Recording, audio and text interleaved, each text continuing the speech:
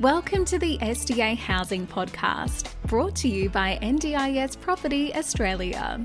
Before starting this episode, we need to provide a general disclaimer. Information contained in this podcast is general in nature only. It does not take into account the objectives, financial situation, or needs of any particular person. You need to consider your financial situation and needs before making any decisions based on the information in this podcast. And you should consider seeking independent and professional advice for your personal circumstances. All right, let's begin.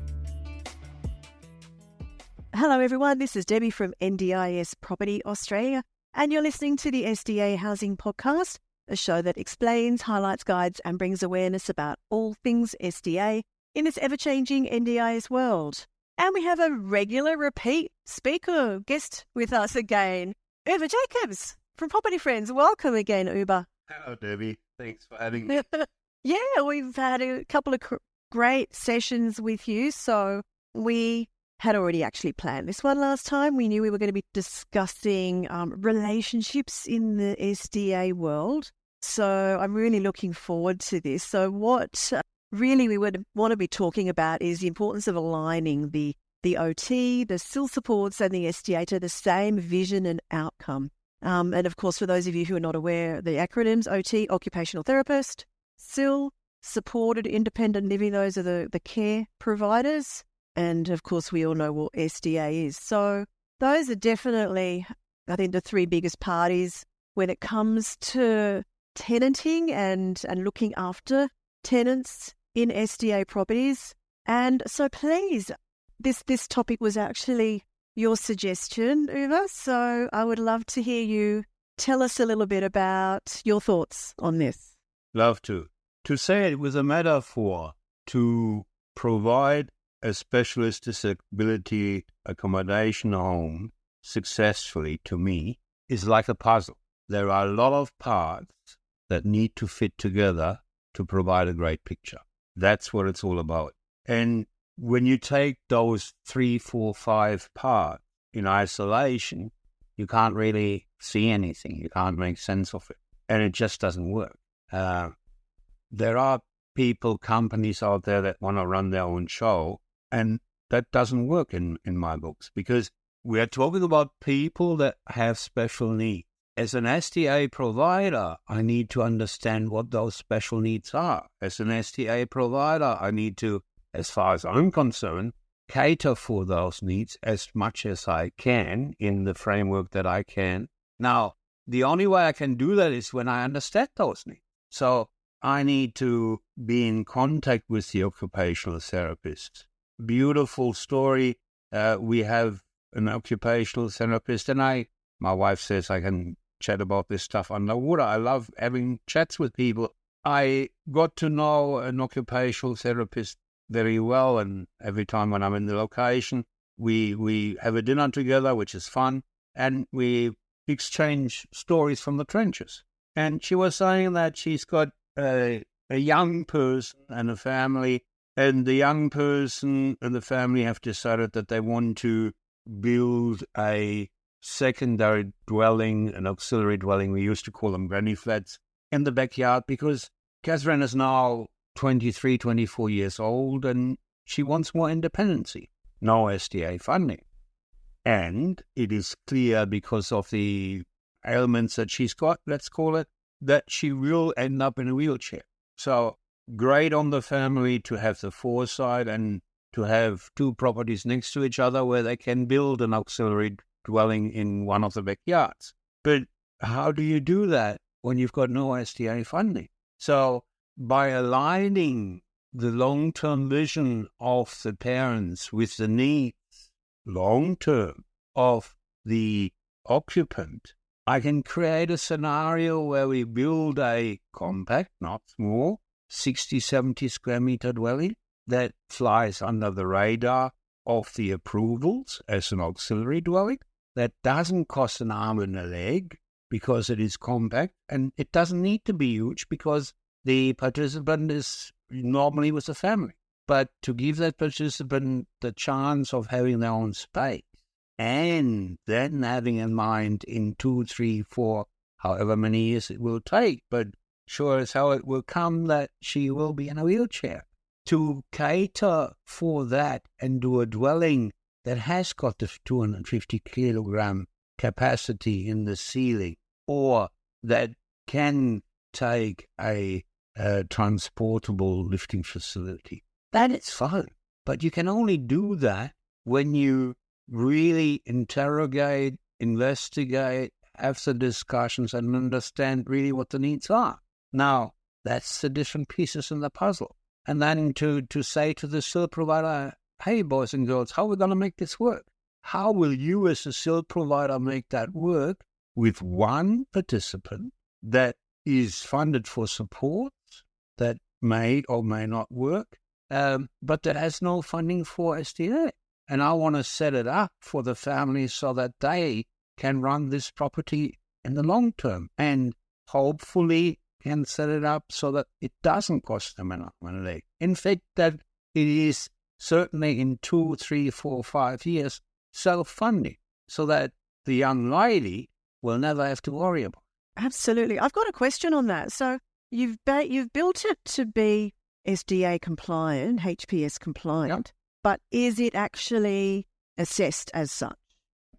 Without the assessment in the first place, you can't get it as enrolled eventually. Yes.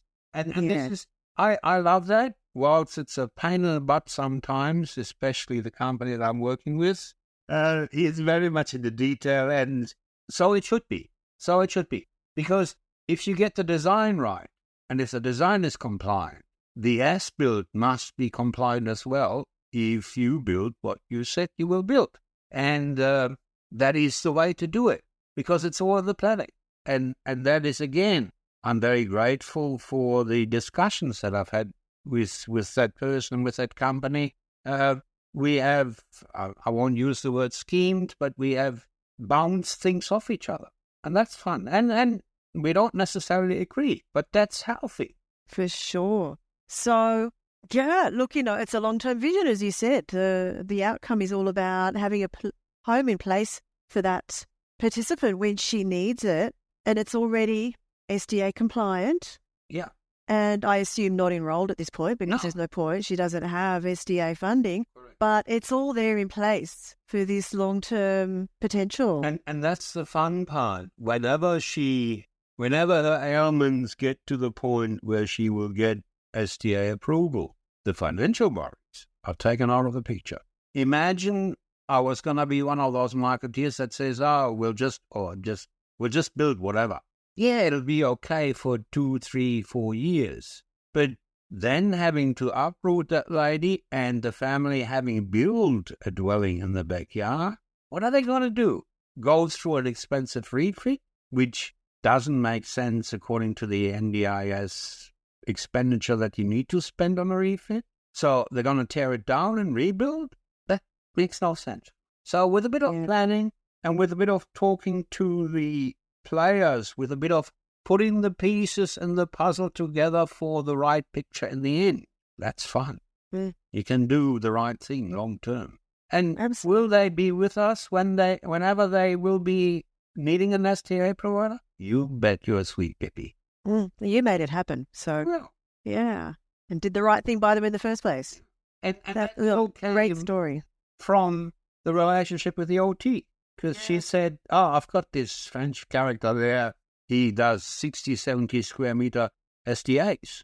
And we were in a lucky position. We could show them not the SDA version, but an example of such a dwelling. It's a beautiful 2-bedroom, 1 bathroom in its standard form, wheelchair accessible, not person with disability compliant bathroom, but it is accessible. So, by doing some modifications to that, we can create a situation where you don't have to spend $500,000-$600,000 on an SDA. Now that makes it accessible for the owner providers. That makes it possible for a family to say, hey, we can do this and we can set it up long term so that it is self-funding.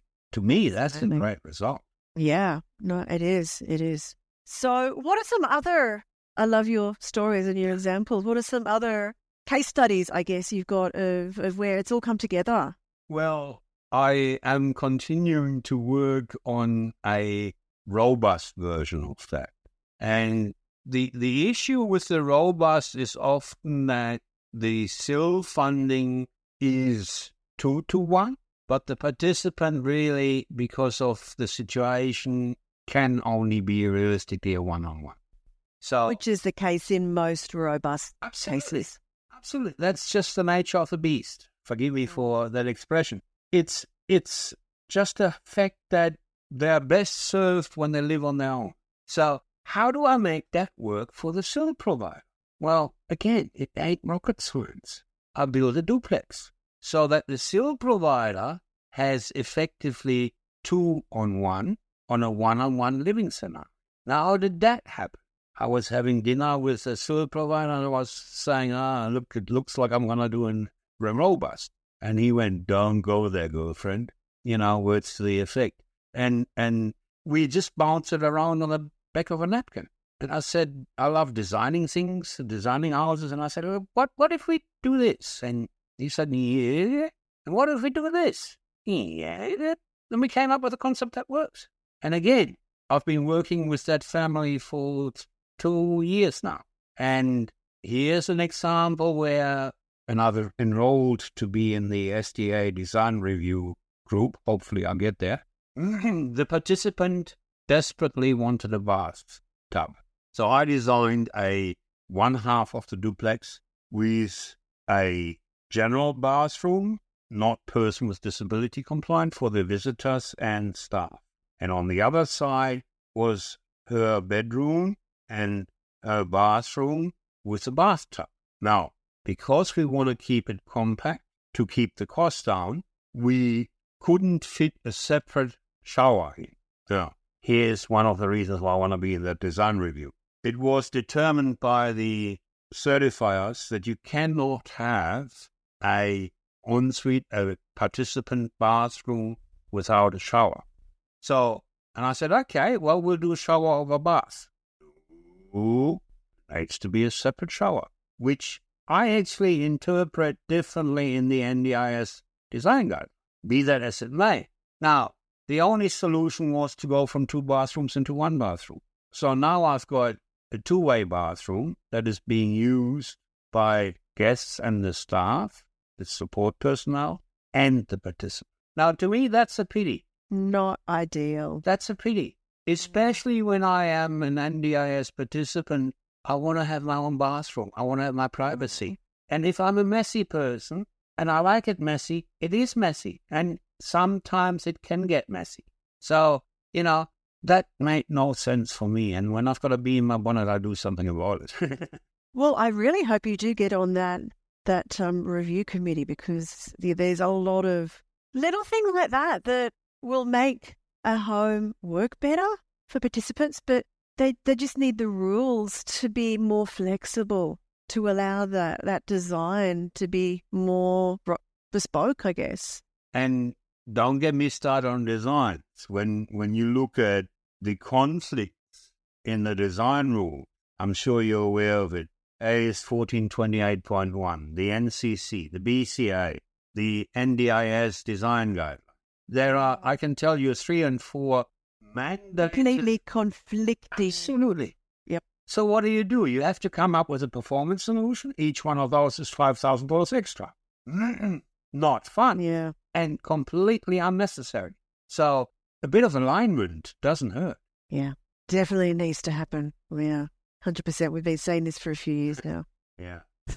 And again, it's from the trenches. That's what the experience tells you. Yeah. Yeah, that is exactly right. So I'm going to go back. You mentioned cost earlier, and as we know that in general, when you are building a duplex style property, it does cost more. Yes. In general, quite a bit more. So obviously you've got the benefit then of having 2 participants housed on site. But yeah, this is a complication we see, is it's still not going to a lot of the time be viable for whoever's developing that property financially. Well, it depends. It depends, Debbie. And it depends on, do you take a short-term view or a long-term view?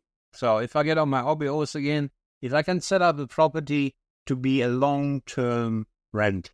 And I have, in this case, the anchor tenant fixed in, the second participant is aligned, and it's just a matter of getting the property finished. The property will be finished by the end of the year. If we can have two participants in there, make it work for the different players in the game, for the SIL provider, there is enough money in it with two participants to run the property successful. Yes, you will not make 15%. Yes, you will not make 12%. Yes, you will not make 10%. But what the heck is wrong with 8% on a long-term tenancy? And see, again, the trick is long-term tenancy. When I don't have any vacancy, when I don't have any turnover, every month, absolutely, money clicks in. It is the long-term picture, isn't it?